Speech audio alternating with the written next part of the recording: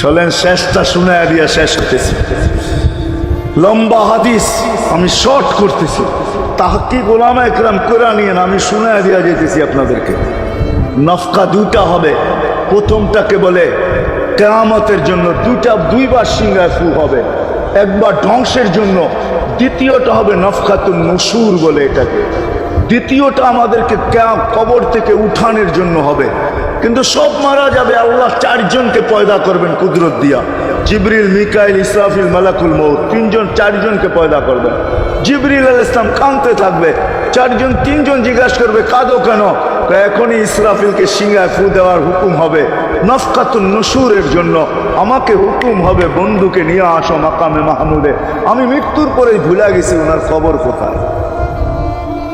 তিনজন বলবে জমিনকে জিজ্ঞাসা করো, জমিনকে জিজ্ঞাসা করবে, জমিন বলবে কাদ দাক্কানি আল্লাহু দাক্কা ফানাসিতু।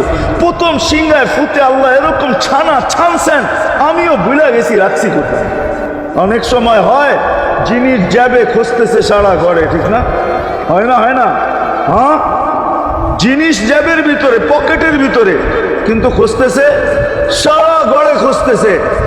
পরে পকেটে হাত দিয়া যখন দেখে পাইছে তো জিহ্বায় কামড় দিয়ে আসতে বেরিয়ে যায়, কেননা গর্ত গরম করে ফেলছিল। এখন গড়ালড়া পাইলে উল্টা এর উপরে গরম হবে, ঠিক না? রাখছো পকেটে, খোঁজো আমাদের কাছে, ঠিক না? আর কাম পাও না, ঠিক না? এখন এর উপরে চড়াই হবে। জমিন বলে আমিও ভুলে গেছি।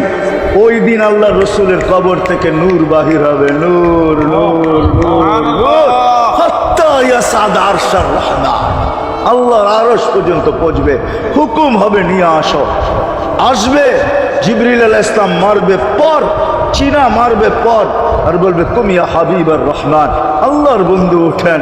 ও মাধবদীর মানুষ, আপনার আমার হাবিব, আপনার আমার রসুল, যার আদর্শ আমাদের কদমে কদমে প্রয়োজন নিজের এই জীবনটাকে গ্রহণযোগ্যতা পর্যন্ত পৌঁছানোর জন্য, উনি কবর থেকে উঠবে। ওয়াহুয়া ইয়াবকি ওয়া ইয়াকুল, কাঁদতে কাঁদতে উঠবেন আর বলতে বলতে উঠবেন, জিবরিল আইনা উম্মতি, আমার উম্মত কোথায়? হায় হায় হায়। আসেন আজকে এই সিরত কনফারেন্স থেকে আমি তো আপনাদেরকে বুঝাইতেছি, আমার মন চায় জিনদেরকেও বুঝাই, ওদেরকে পাইলে ওদেরকে পায়ে ধরা বুঝাইতে। জিন ইনসানকে বলতেছি, আসেন আজকে এই মজমার থেকে নবীর আদর্শ শিখেন। নবী আল্লাহ পাওয়া শুধু নবীর আদর্শের ভিতরে। এই জন্য আল্লাহ বলছে লাকাদ কানা লাকুম ফি রাসূলিল্লাহি উসওয়াতুন হাসানাহ লিমান কানা ইয়ারজুল্লাহ, যে আল্লাহ পাইতে চায়। ওয়াল আগের আয়াত কি? ওয়াল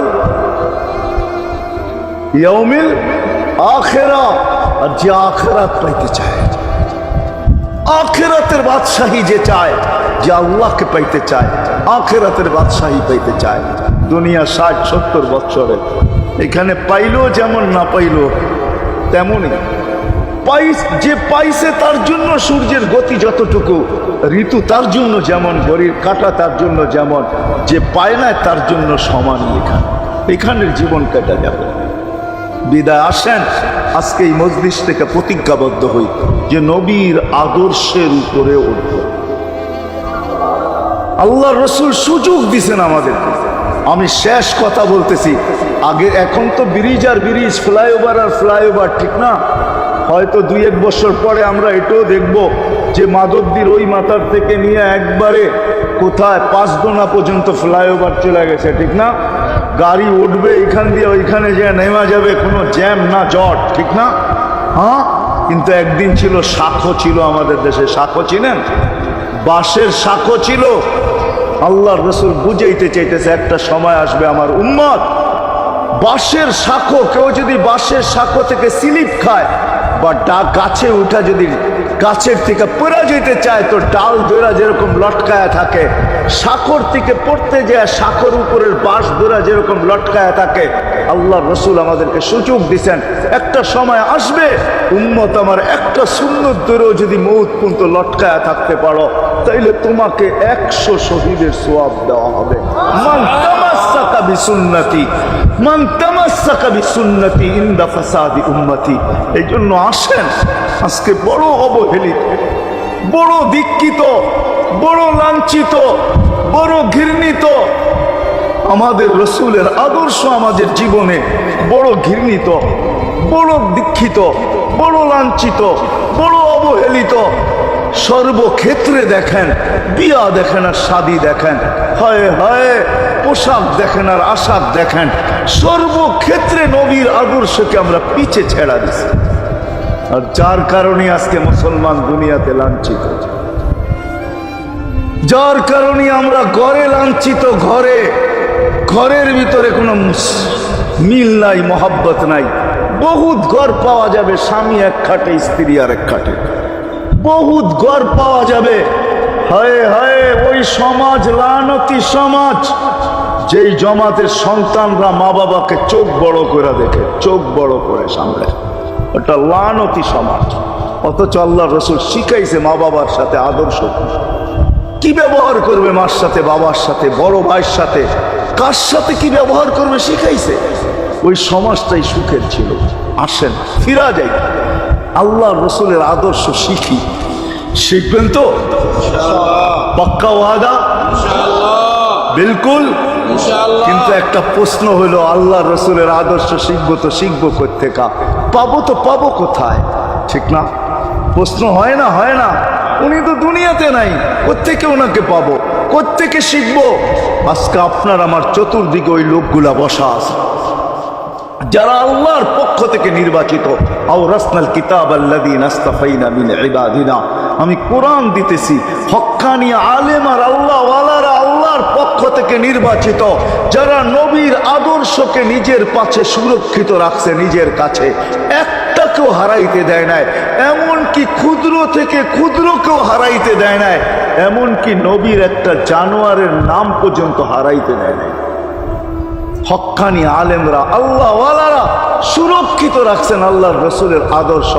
এই জন্য আমি বলবো, নবীকে তো পাওয়া যাবে না, উনি তো দুনিয়ার থেকে চলে গেছেন, এটাই সত্য। কিন্তু উত্তর সুরি রেখা গেছেন। আল্লাহর পক্ষ থেকে নির্বাচিত লোক আছে, রসুলের পক্ষ থেকে নির্বাচিত লোক আছে, যাদের কাছে নবীর আদর্শ আছে। আপনি বেশি শিখতে পারেন না, আমার কোনো আপত্তি নাই। কেননা ছাড় যখন আল্লাহর রসুলই দিছে, আল্লাহর রসুলই যখন আমাদেরকে ছাড় দিছেন, তো আমি ছাড় দিব না কেন? আল্লাহর রসুলই বলছে, এক জামানা আসবে, লাউ আমিলতুম উশরা মা উনসিলা বি লানাজা, তোমরা যদি 10 ভাগের উপরে আমল করতে পারো, তাহলে নাম্বার 100 পাইয়া তোমরা পাশ করবে। আল্লাহ 33 দিবে না, আল্লাহ 10-এর বদলায় তোমাদেরকে 100 দিয়ে 100-তে পাশ করাবে। আর সর্বশেষ তো এটাও বলছেন যে আমার একটা সুন্নতকে ধরে রাখো, এক শহীদের সোয়াবি জান্নাত যাওয়ার জন্য যথেষ্ট।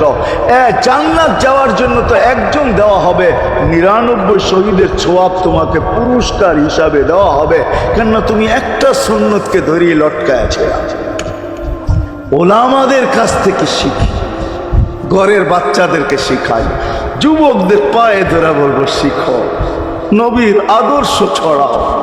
সারাদিন ফেসবুকে কাজ করো, ফেসবুক দেখো, খোদার কসম হোয়াটসঅ্যাপ দেখো, ভাইবার দেখো, ইবু দেখো। তোমাদের মেধাগুলাকে নবীর আদর্শের পিছে লাগাও, নবীর শানের পিছনে লাগাও, যে নবীর শান কত বড়, কত বড় শানওয়ালা নবী আল্লাহ আমাদেরকে দিয়েছেন, তার মর্যাদা কত বড়, তার পরিচয় তুলে ধরো, তার আদর্শকে তুলে ধরো, নিজের জীবনে আদর্শকে প্রতিফলিত করো। ইনশাআল্লাহ ওই দিন দেখব, যেই দিন আবু বকর পেয়ালা ভোড়া দিবে, ওমর রাদিয়াল্লাহু তাআলা আনহুর হাতে উঠায়া দিবে, আবু বকর সিদ্দিক রাদিয়াল্লাহু তাআলা আনহু হাউজে কাউসারের নিচে থাকবেন, পারে থাকবেন, তলদেশে থাকবেন, উনি পেয়ালা ভোড়া দিবে ওমর রাদিয়াল্লাহু তাআলা আনহুর হাতে, ওমর রাদিয়াল্লাহু তাআলা আনহু উঠায়া দিবে আমাদের নবীজির হাতে, আর নবীজি ঠোঁটে লাগায়া বলবে, ইশরাব লা তাজমান বাদাহা আবাদা, পান করার কোনোদিন পিপাসা তোর কাছে আসবে না। ওই দিনের দৃশ্যটা কিরকম? নবীজি ঠোঁটে লাগায়া পান করায় দেবে, যুবককে আলাদাভাবে দিবে, বুড়াকে আলাদাভাবে দিবে, নারীকে আলাদাভাবে, পুরুষকে আলাদাভাবে, আল্লাহর রসুল পান করায় দিবে। ওই দিন কেমন হবে ওই দৃশ্য? যেই পানি পান করার পর আর জীবনে কোনোদিন পিপাসা আসবে, কেমন হবে ওই দৃশ্য? এই জন্য আসেন আজকে এই সিরত মাহফিল থেকে, সিরতুন নবী থেকে আল্লাহ রসুলের আদর্শকে শিখি। ডেলি একটা শিখলো বৎসরে 365টা হয়, মাসে একটা শিখলো বৎসরে 12টা হয়। 12টা সুন্নতের উপরে জীবন কাটায় দেন। রসুল তো বলতেছে একটার উপরে কাটায় দিল বেড়া পা। শিখবো কাদের কাছ থেকে শিখবো? হ্যাঁ, নেটের থেকে শিখবো? না না না না, নেটের থেকে না, ওলামাদের কাছের থেকে শিখেন। ওলামাদের কাছে যান, বসেন, এদের কাছ থেকে নবীর আদর্শ শিখেন, সুন্নত শিখেন। যেটা মনে চায়, যেটা পছন্দ হয় ওইটা শিখেন। ছুট আছে শিখেন, তারপরও শিখেন। আরে শুধু একটাই শিখেন, হায় হায়, আজকে যদি একটাই উম্মত মেনা নিত, এই যুবকরা যদি একটাই মেনা নিত, মা বোনরা যদি একটাই মেনা নিত, শুধু ডাইন। আল্লাহ রসুল ডাইন পছন্দ করতেন।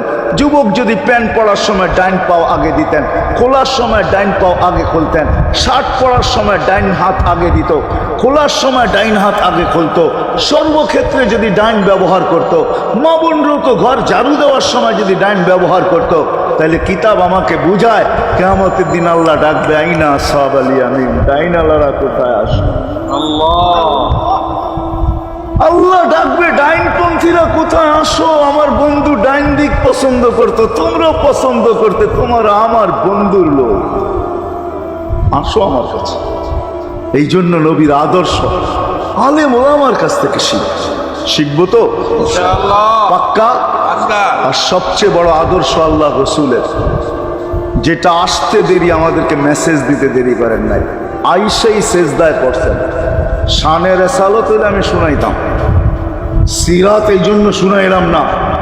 জমিনে আসতে দেরি, সেজদা করতে দেরি করেন না। আমি বলবো সেজদা করেন না, আমাদেরকে মেসেজ দিচ্ছেন, উম্মত সেজদা ছাড়া তোমাদের কোনো পরিচয় আমার কাছে নাই। যাওয়ার সময় চিৎকার দিতেছেন, আসসালা আসসালা ওমা মালাকাত আইমানুকুম, নামাজ নামাজ নামাজ। অধীনস্থদের সাথে ভালো ব্যবহার করবে, দুইটাই চিৎকার ছিল, আর কোনো চিৎকার ছিল না। বিদায় আল্লাহ রসুলের সবচেয়ে বড় আদর্শ নামাজ, সবচেয়ে বড় পরিচয় নামাজ। আজকের থেকে নামাজ ছাড়বো না, পাক্কা ওয়াদা, বিলকুল পাক্কা ওয়াদা। কিন্তু ওয়াদা করো 14 তারিখে আল্লাহকে নারাজ করো। যুবকরা বলো, যুবকরা বাস পাক্কা আল্লাহকে নারাজ করবো না। আল্লাহ নারাজ হয়ে গেলে করার কিচ্ছু থাকবে না। আর এই যে একটা পরিবেশ, 30,000 হেফজোখানা মসজিদ, বাংলাদেশে কিছু পরিবেশ আছে, মসজিদ, মাদ্রাসা, মক্তব, হেফজোখানা, হক্কানি পীরের খানকা, মার্কাজ, দাওয়াত ও তাবলীগের মার্কাজ, এই সব সমন্বয়ে একটা পরিবেশ আছে। এই পরিবেশগুলো আমাদের টিকায় রাখতে হবে। শুধু চাইলেই যে দিব এমন না, আমরা তৈরি হইতে হবে। আমরা মাঝে মাঝে জিজ্ঞাসা করতে হবে, আপনাদের কোনো প্রয়োজন কিনা, আমি এতে কিছু অংশীদার হতে পারি কিনা, সহযোগিতা করতে পারি কিনা। চাই 1 টাকা দিয়ে আপনি করেন, এই জন্য করবো তো ইনশাআল্লাহ, পাক্কা ওয়াদা। কে কে করবো দেখি। আমি কিন্তু চান্দা মান্দা করবো না, নামান চান্দা জানি, দেখে আসি আমি, করা হয়ে গেছে। কিন্তু আমি এতটুক বলবো, আপনি মাঝে মাঝে এসে খবর নেন, 1 টাকা দেন, তাতে কিছু আসে যায়। পরিবেশকে টিকিয়ে রাখার জন্য, এই পরিবেশ যতদিন থাকবে ইনশাআল্লাহ বাংলাদেশ কোনো বিপর্যয় হবে না, এটা আমার বিশ্বাস। এই জন্য আমি বড় ডাকের সাথে বলি, বাংলাদেশ নড়বে, চড়বে, পড়বে না। শতবার ভূমিকম্প আসছে, কিছু হয় নাই। শতবার আমাদের দেশে 10 নম্বর মহাসংকটের ফ্লাড পড়ছে, কোনো বিপর্যয় হয় নাই। করোনা আসছে, কোনো বিপর্যয় হয় নাই। ইনশাআল্লাহ 2023-ও কোনো বিপর্যয় হবে না। আল্লাহ এটা বরকতের দেশে, আলেম ওলামা আল্লাহ ওয়ালা, এরকম যুবক আমরা দেখতেছি এখন রাস্তাঘাটে যুবকদেরকে, মাশাআল্লাহ, আজান দিতে দেরি, মসজিদে আসতে দেরি করে না। রাস্তায় দেখলে বলে, হুজুর নামাজ আর ছাড়ি না। আমার বিশ্বাস, আমার মন বলে আমাদের দেশে কোনো বিপর্যয় টিপর্যয় ঘটবে না। হ্যাঁ, কেউ যদি গটাইতে চায় তাহলে বলের মতো দেওয়ালে বাড়ি খেয়ে ডাইনে বামে চলে যায়, এবং ডাইনে বামে চলে যায়। এই জন্য ইনশাআল্লাহ পরিবেশ ধরে রাখবো। সত্য তো? আল্লাহ অবস্থান পর্যন্ত দুনিয়ায় কেউ গরিব, কেউ ধনী, কেউ শিক্ষিত, কেউ অশিক্ষিত, কেউ মালিক, কেউ ভাড়াটিয়া, কেউ রাজা, কেউ প্রজা, কেউ নারী, কেউ পুরুষ, কেউ যুবক, কেউ বৃদ্ধ। কেননা বাচ্চা নিয়ে তো আলোচনা নাই, কেননা বাচ্চার থেকে কলম উঠানো, এটাই আল্লাহ আল্লাহ রসুলের কথা। রুফিয়াল কলম আল সালাস, 3 সম্প্রদায় বা ব্যক্তির থেকে কলম উঠানো, কিচ্ছু লেখা হয় না তার বিরুদ্ধে। সবই হত্যা যাবে বাচ্চা যতক্ষণ পর্যন্ত প্রাপ্ত বয়স্ক না হয়। বিদায় তাকে নিয়ে সময় নষ্ট করে লাভ নাই। দ্বিতীয় একটা সম্প্রদায় আছে, মজনুন হাত্তা ইয়াবরা, পাগল যতক্ষণ পর্যন্ত ভালো না হয়।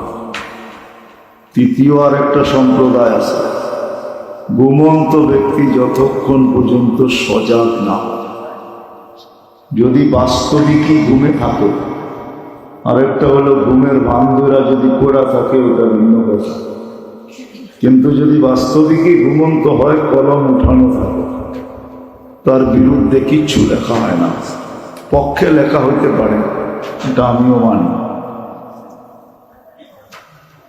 পক্ষে লেখা হইতে পারে, কিন্তু বিরুদ্ধে লেখা হবে না।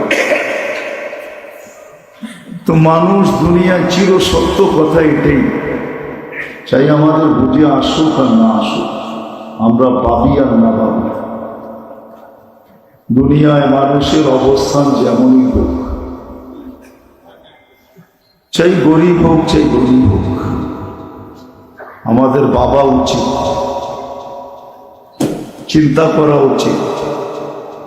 যদিও আমরা ভাবি না, চিন্তা করি না, ভাবাও উচিত, চিন্তা করা উচিত। দুনিয়ায় অবস্থান যেমনই হোক, আল্লাহর কাছে আমার অবস্থান কতটুকু, এটা ভাবা উচিত। প্রত্যেকের ভাবা উচিত যে আল্লাহর কাছে আমার অবস্থান কতটুকু। অবস্থান বোঝেন? পজিশন বোঝেন? পজিশন কতটুকু? কেন আমরা আল্লাহর কাছ থেকে আসছি। সত্য এটাই।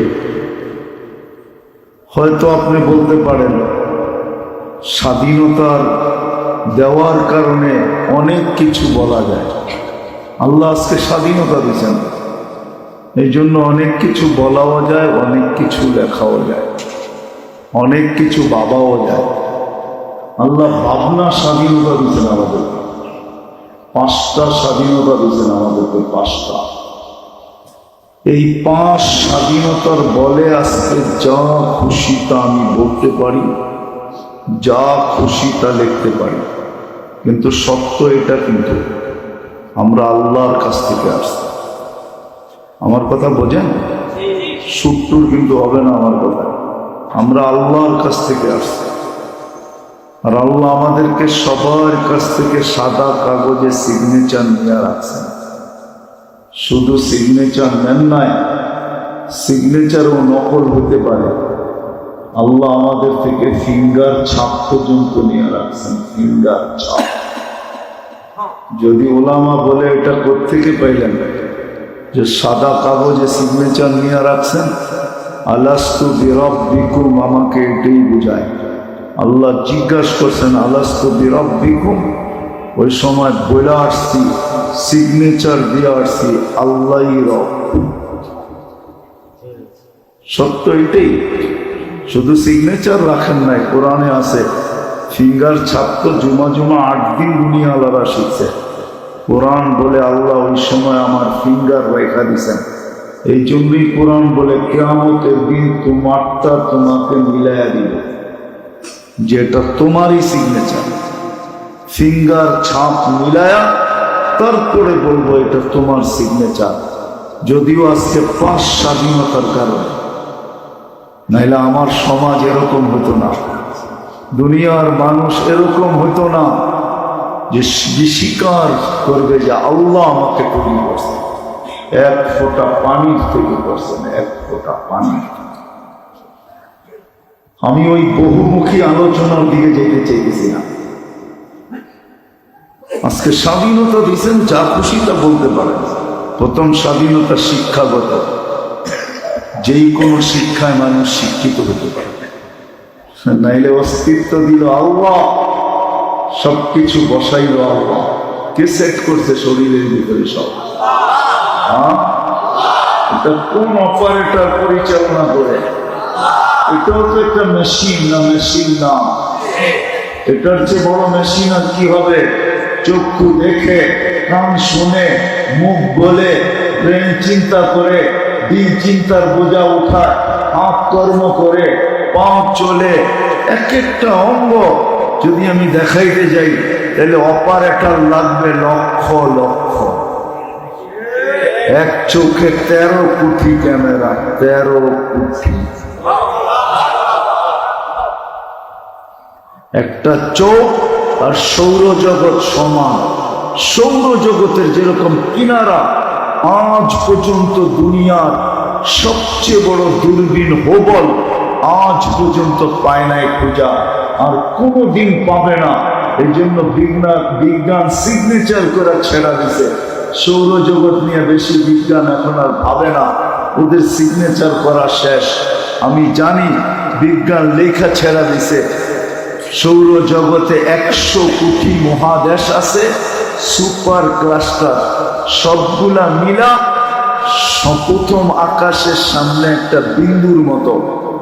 100 কোটি সুপার ক্লাস্টার যদি প্রথম আকাশের সাথে একটা বিন্দুর মতো হয়, বাকিগুলা কি? এরকমও যদি আমি প্রশ্ন করি যে সারা দুনিয়ার চোখের ডাক্তারকে এক করে যদি বলা হয় যে এত শিক্ষিত তোমরা, শত শত বছর গবেষণা করতেছ, আধা ছটাক একটা চোখ নিয়া বলো এটার গবেষণার শেষ কোথায়?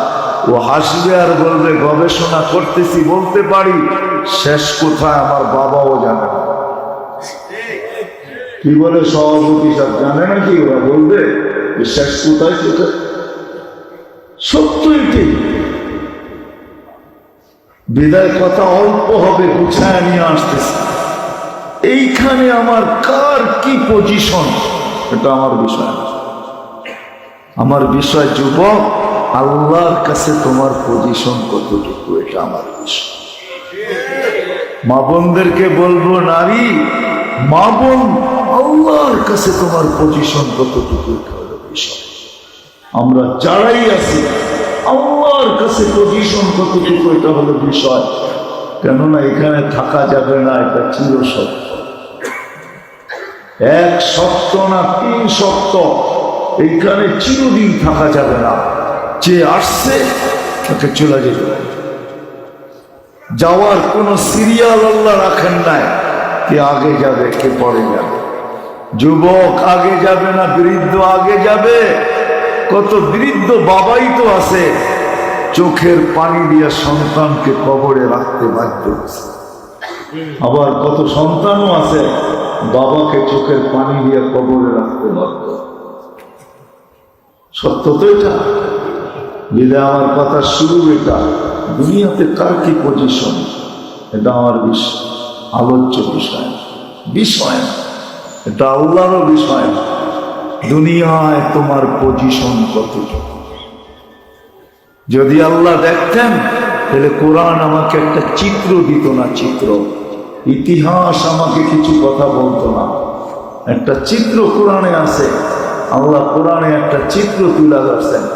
দুনিয়ায় যাদের বড় পজিশন ছিল, কিন্তু আল্লাহর কাছে কোনো পজিশন ছিল না, বিদায় তাদের কোনো দাম মালিকের কাছে নাই, যিনি আমাদেরকে অস্তিত্ব দিচ্ছেন 1 ফোঁটা পানির থেকে। যুবক, যদিও যৌবনের তরঙ্গে ভাসো, আমি সুস্থতার তরঙ্গে ভাসি। আমরা এক একজনে নিজের দুনিয়ার অবস্থানের উপরে ভাসমান, বাঁচতেছি, সত্য আমি মানি মানি। এটা 60-70 বছর, শুধু সুযোগ দিচ্ছেন 60-70 বছরের জন্য। কতদিন?